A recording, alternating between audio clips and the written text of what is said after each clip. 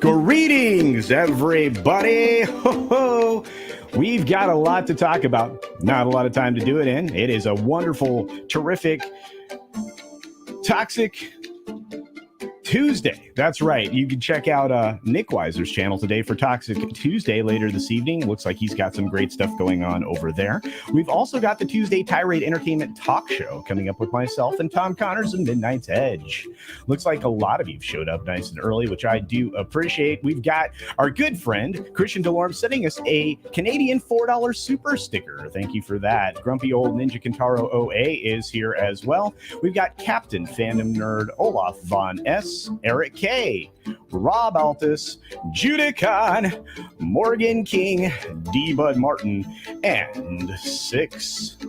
Many other folks rolled in the door, which I do appreciate. Of course, Dr. Dragon. We've got Trav 101, Vince Womack, Shrap 3D. Let's see. Fat Elvis, I think I already said. Greetings to you, my friend. D. Bud Martin, Rod Thunderheart. Let's see who else has popped in. We got the Cosmic Squirrel checking in from the cosmos. And looks like MK Fox is here as well. That's 70s Rock Fan. Grim is in the house, as well as Darren Hughes. Great to see you, my friend. We've got Theme Park Casual, Darius Munchausen, and The Cheese Factor. Burst Angel is in the house. And Super Family. What's up, Sean Estep? We've got Channel Surf. So many other folks checking in. I do appreciate it. We got Sean Landrigan here. But unfortunately, we have to get going. We're going to start with a story, off screen, which means we'll have a couple of seconds to get everything set. And away we go.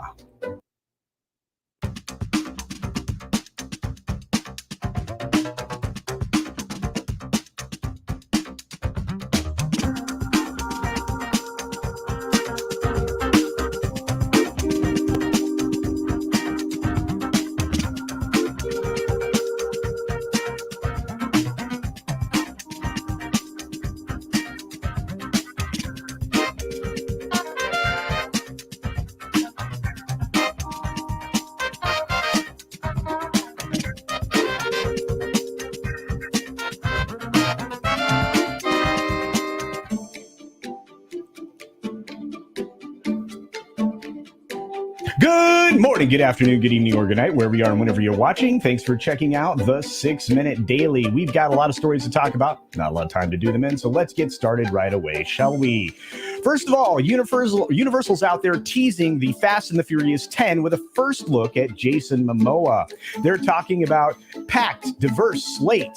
I think they've always had a diverse slate on this film franchise. I could be wrong, but all of this is taking place at CineEurope, which is, a regular film event, and you're going to see more coming from that, including Sony debuting their Lyle crocodile footage with Aaron Taylor Johnson, and some intros from Bullet Train. Once again, CineEurope is here and ready to go. Of course, we've got Netflix. Netflix bracing for some more layoffs this week. That's right. A lot of folks are being shown the door.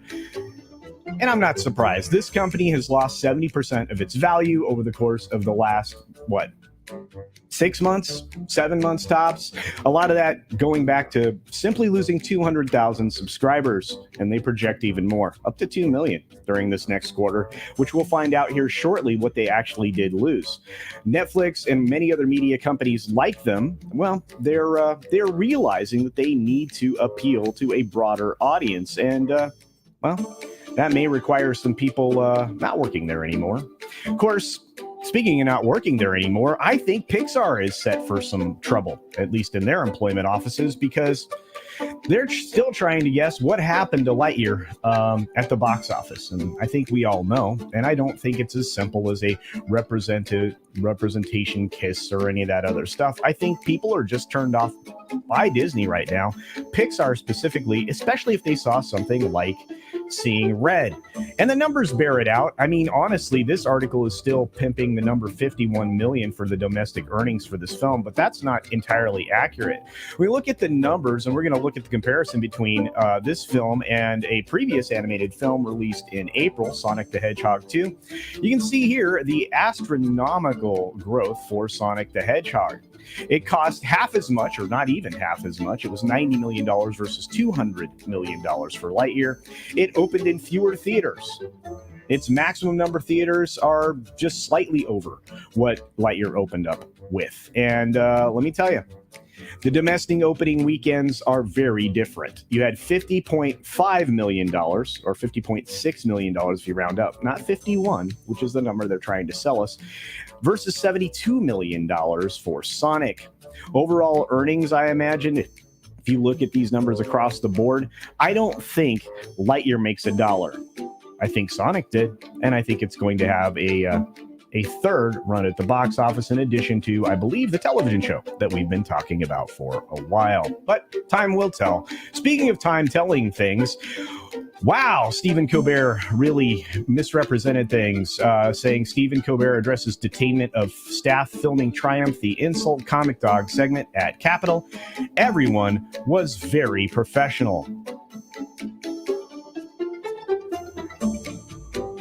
There are a lot of people that got in trouble for entering the Capitol building not that long ago. Many of them detained for extended periods of time. Lots of very fancy legal words being thrown around. I don't know. I do know this. This guy is a capital liar. Fathom Events actually had to issue an apology. They do great stuff. They recently did a screening of Star Trek, the motion picture, and I know some people who got to see that. Well, they screwed up because they presented the thing in a different aspect ratio than it was originally presented, which wasn't even what was advertised. They were advertised the original film in its original format. That's not what was delivered. So people got to see a very out of focus, soft focus film, and Fathom actually responded, and they're redoing the screening. So congratulations to them. Speaking of screening things, the UK put Lightyear in third place, not first, not second, but third in their box office totals for the weekend. Chappelle decided that the school does not get to put his name on their school, and that's probably a good decision by him. Titan Comics is going to be giving us Conan the Barbarian comics going forward. He's pretty much going to look at other Robert E. Howard creations. So we'll have to see if we get more comics of this vein over at Titan Comics. That's news today. We've got Rob Kardashian and Blac Chyna settling before they end up in a second court battle. Kellogg is splitting itself into 3 different companies: snacks, cereals, and plant-based foods. And stocks, they jumped a little bit this morning. Hopefully that's a trend that continues for people who are heavily invested or require this for their earnings from their 401ks, et cetera, et cetera. Home sales, on the other hand, have slowed down considerably and stalled out almost completely. And we have the man in Wisconsin who drove over people finally pleading not guilty, changing his plea anyway. And finally, we have 5 enormous court cases awaiting rulings today. Many of those rulings have started to come down from the Supreme Court, including some insurance ones and some other things. And we all know what I'm alluding to is the big one. And we could see some weird stuff tonight. With that being said, I'm out of stories and I'm out of time. So be sure to take care of yourself, take care of others, wash your hands, of course, because it's good hygiene. And until next time, bye. Thanks for visiting today. Be sure you're subscribed and hit that for alerts. Yay! Of course, like and share all of the videos that you can, as it helps with the algorithm. Have a great day. That's right, everybody. We have a lot going on today. I have the Tuesday Tirade with Tom coming up here shortly. I have to run into my office and do some other stuff before that, so I'll be in and out of the picture.